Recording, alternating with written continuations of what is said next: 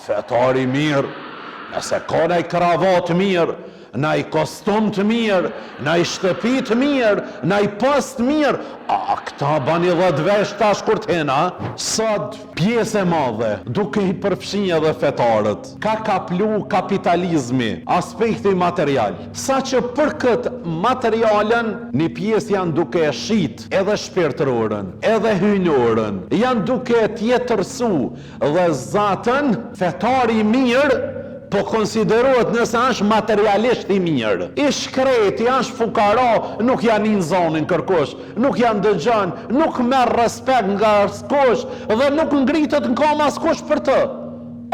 Fetari mirë, nëse ka naj kravat mirë, naj kostum të mirë, naj shtëpi të mirë, naj post mirë, këta bani 10 vesh tash kur t'hena, jo dashurit e me.